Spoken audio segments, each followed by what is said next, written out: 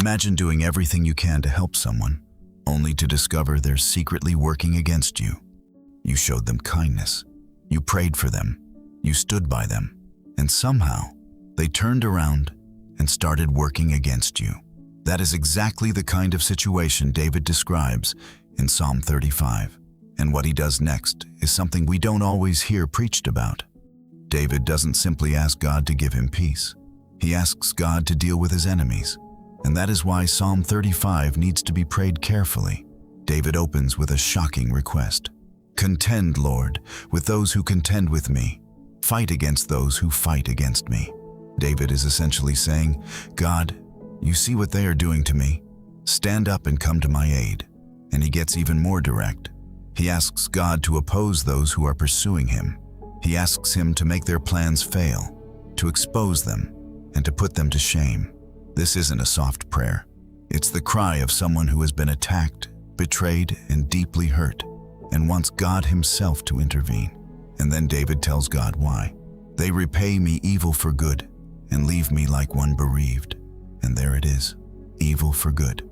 David says that when these people were sick, he humbled himself and fasted for them. He mourned for them as though they were his friends or brothers. But when David was in trouble, they rejoiced. They gathered against him. They slandered him. They mocked him. Imagine the pain of realizing that someone you genuinely cared about was hoping to see you fall. And David doesn't pretend it doesn't hurt him. He tells God exactly how he feels. That's one reason Psalm 35 can be so powerful when you've experienced betrayal. Because sometimes Christians think that being faithful means pretending you're not angry. But David shows us something different. You can bring your anger to God without becoming the person who acts on it. David doesn't take justice into his own hands. He takes his case to God. He asks God to vindicate him. He asks God to expose what is false. He asks God to deal with those who are attacking him. He wants justice.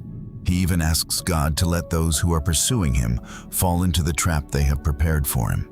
And throughout the psalm, he repeatedly calls on God to rise up on his behalf. This is important because there are moments when we don't just need comfort, we need justice. Someone hurt you deeply. Someone betrayed your trust. Someone took advantage of your kindness. Someone disrupted your peace and then acted like they were the victim. And you know you cannot fix everything yourself. That's when a prayer like Psalm 35 becomes deeply relevant. But notice something crucial. David takes his case to God. He doesn't decide that he has to personally settle the score. He asks God to judge.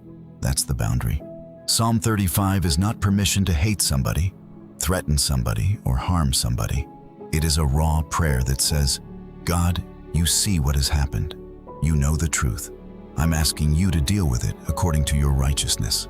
And that distinction matters, because there are times when the only thing keeping us from bitterness is knowing that we don't have to personally settle every score. God sees, God knows, and God judges rightly. But then something beautiful happens toward the end of the psalm. David's attention begins to shift.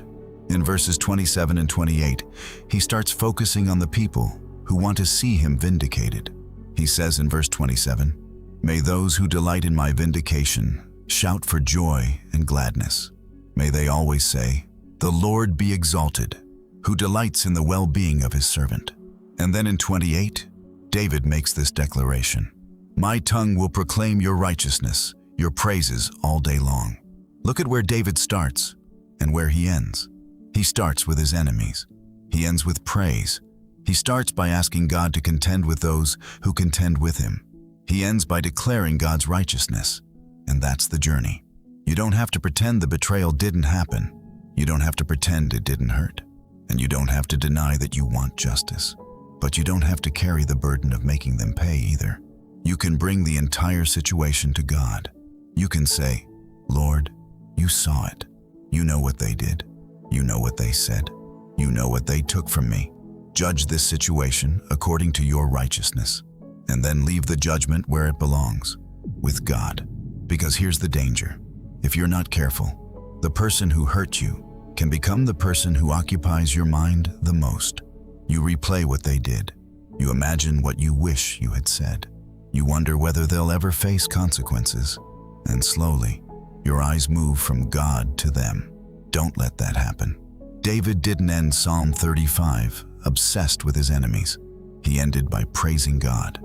So if someone has repaid your good with evil, remember this: you don't have to make them pay. You don't have to become bitter, and you don't have to pretend what happened was okay. Bring it to God. Ask Him to deal with it according to His righteousness.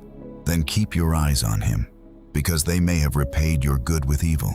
But don't let what they did become bigger in your heart than who God is. So pray Psalm 35 when you need to cry out for justice. Pray it when betrayal has left you wondering why your good was repaid with evil. But pray it carefully, because you're not asking God to satisfy your anger. You're asking the righteous judge to have His way.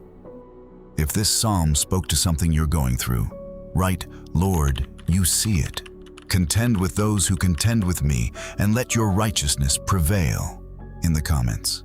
And if you know someone who is struggling with betrayal, injustice, or the pain of being repaid with evil, share this video with them. It might be the reminder they need to stop carrying the burden and place it in God's hands. Don't forget to click the like button and subscribe to Bible Undefeated for more scripture-based content that actually strengthens your faith without the fluff. And remember, they may have repaid your good with evil, but don't let what they did become bigger in your heart than who God is.